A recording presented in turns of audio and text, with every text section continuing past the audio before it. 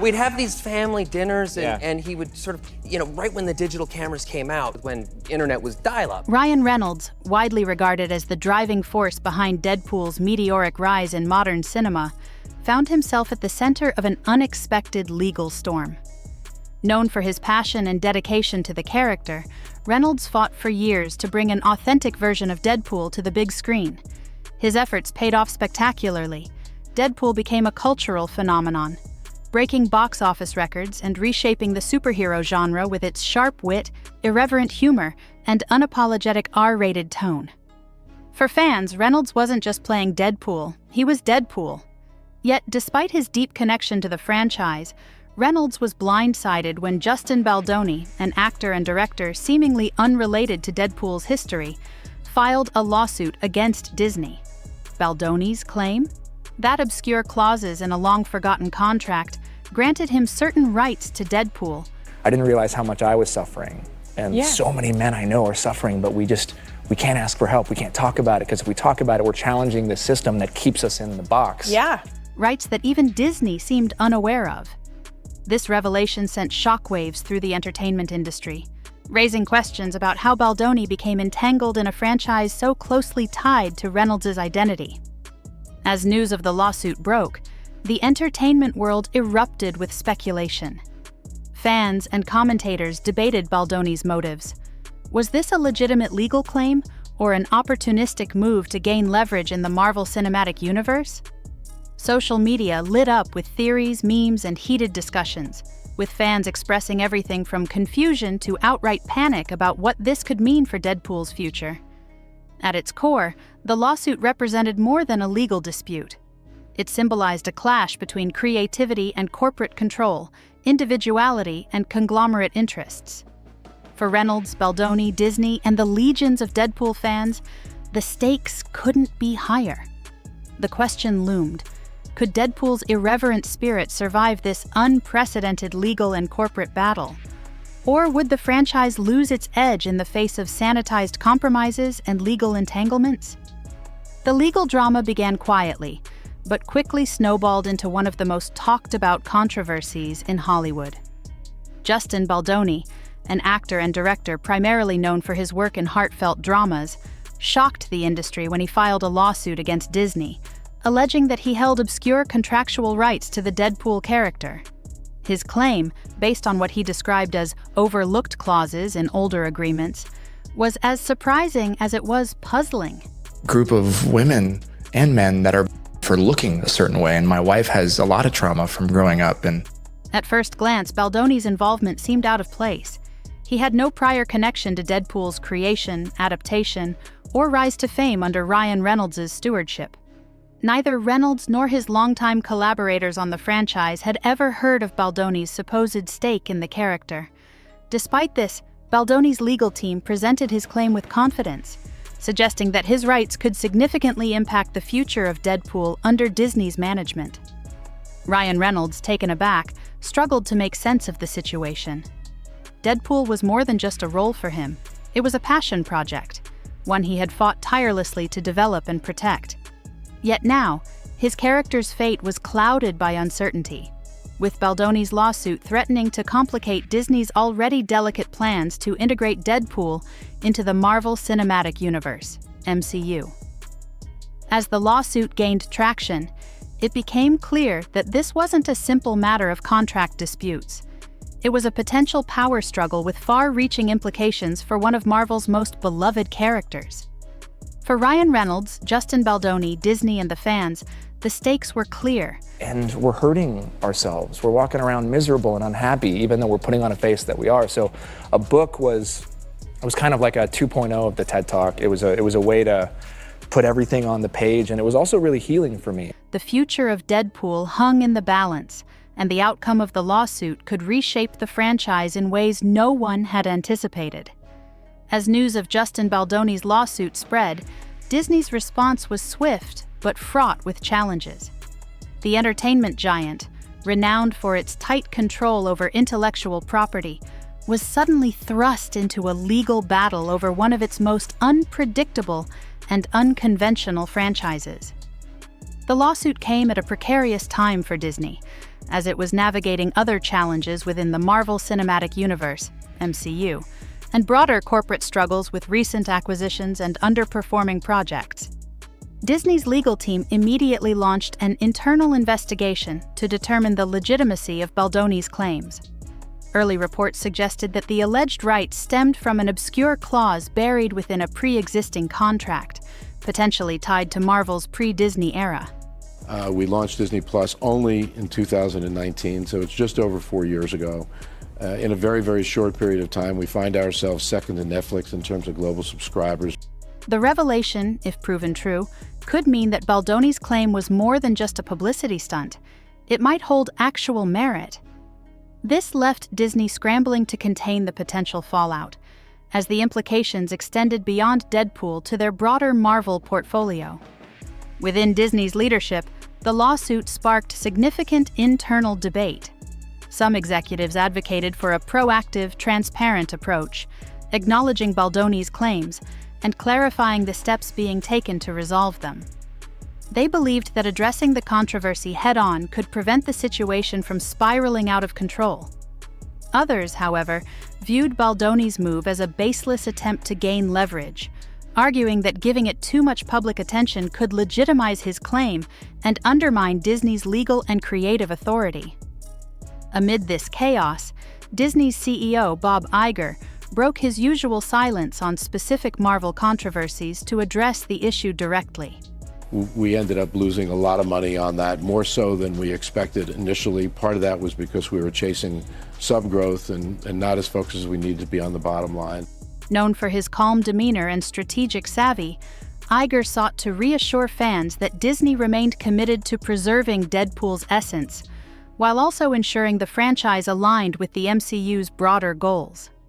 However, his comments about potential tonal shifts, hinting at a possible move toward PG-13 content, only heightened concerns among fans, and even Ryan Reynolds himself. As Disney grappled with these internal struggles, one thing became clear: the stakes of Baldoni's lawsuit extended far beyond the legal realm. And my advice to them was to not hear the noise as much, to continue doing the job that we've entrusted them to do. It was a test of Disney's ability to navigate the delicate balance between creative freedom, corporate strategy, and fan expectations.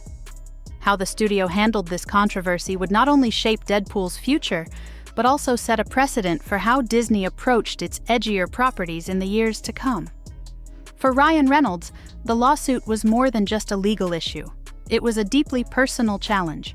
Deadpool had become synonymous with his career, representing not only a professional revival, but also a creative labor of love.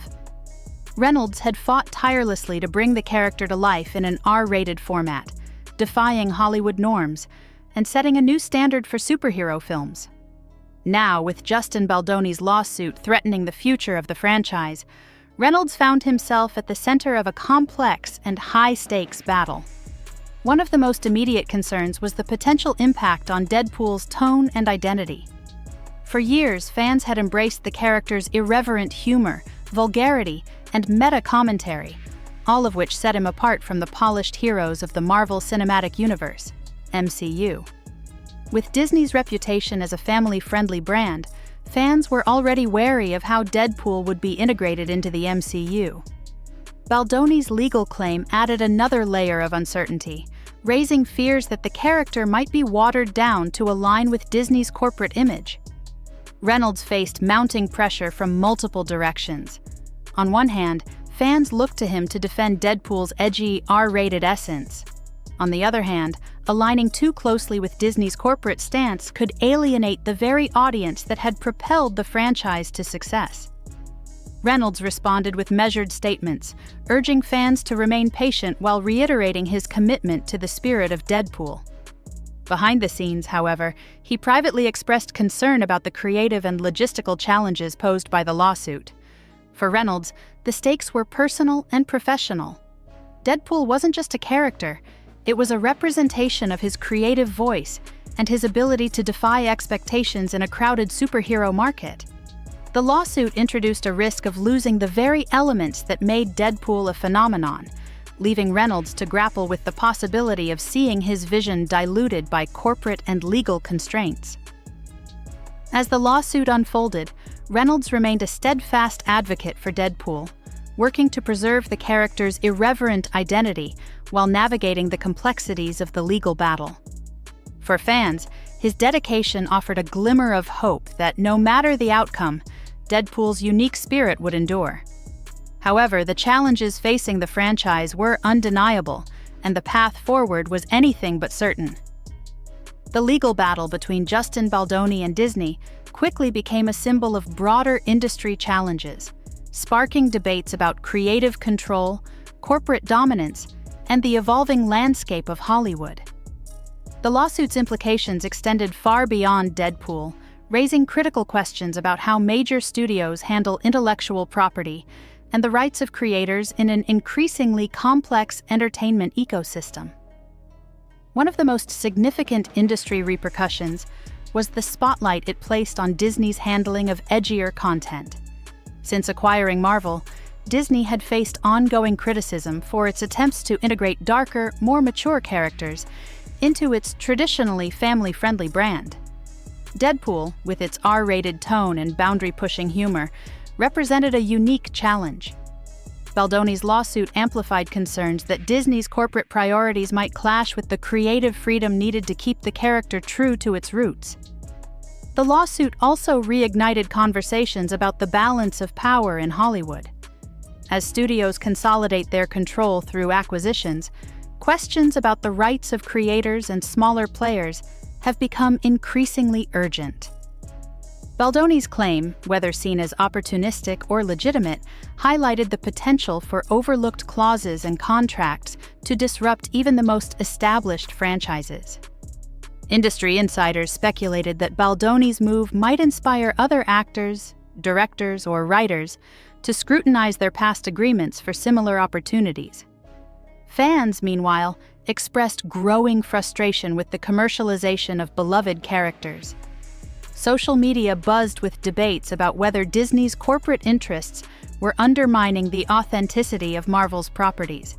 Many fans viewed Deadpool as a test case for how the studio would handle other mature or unconventional characters in the future. If Deadpool could be sanitized or diluted, what hope was there for other fan favorites like Blade or the Punisher? The lawsuit's ripple effects extended to other facets of the entertainment industry as well. Merchandise vendors, unsure of how the controversy would impact Deadpool's brand, hesitated to commit to new product lines. Visual effect studios, already stretched thin by an industry-wide backlog, braced for the additional demands of extensive reshoots and potential creative changes. Even Disney's theme parks felt the strain, with rumored plans for Deadpool-themed attractions put on hold amid the uncertainty. Disney's legal team worked tirelessly to prepare for any eventuality, from reaching a quiet settlement with Baldoni to defending their position in court. Meanwhile, creative teams sought to ensure that the next Deadpool film stayed true to its roots, even as the threat of legal complications loomed. Industry analysts speculated that a trial could have far-reaching implications, not just for Deadpool, but for the future of intellectual property management in Hollywood. Ryan Reynolds, ever the champion of Deadpool's irreverent spirit, took a pragmatic approach. While publicly expressing hope that the lawsuit could be resolved amicably, he privately pushed for assurances that the character's tone and identity would remain intact. For Reynolds, the priority was clear. Deadpool had to stay true to the offbeat, boundary-pushing humor that fans adored, no matter the outcome of the legal battle. The legal battle over Deadpool isn't just a fight for a franchise. It's a pivotal moment for creativity and corporate control in Hollywood. With so much at stake, from the future of Deadpool's irreverent spirit to the balance of power between studios and creators, fans have a unique opportunity to make their voices heard. What do you think? Should Deadpool remain the foul-mouthed anti-hero we all love? Or is there room for compromise under Disney's brand? Share your thoughts in the comments below and join the conversation. If you enjoyed this in-depth breakdown, don't forget to like, subscribe, and turn on notifications to stay updated on all the latest developments in entertainment. From legal drama to behind-the-scenes insights, we're here to keep you informed and entertained. Be sure to share this article with fellow fans so they can weigh in on the future of Deadpool 2. Let's keep the discussion alive and show the power of fan communities in shaping the stories we love.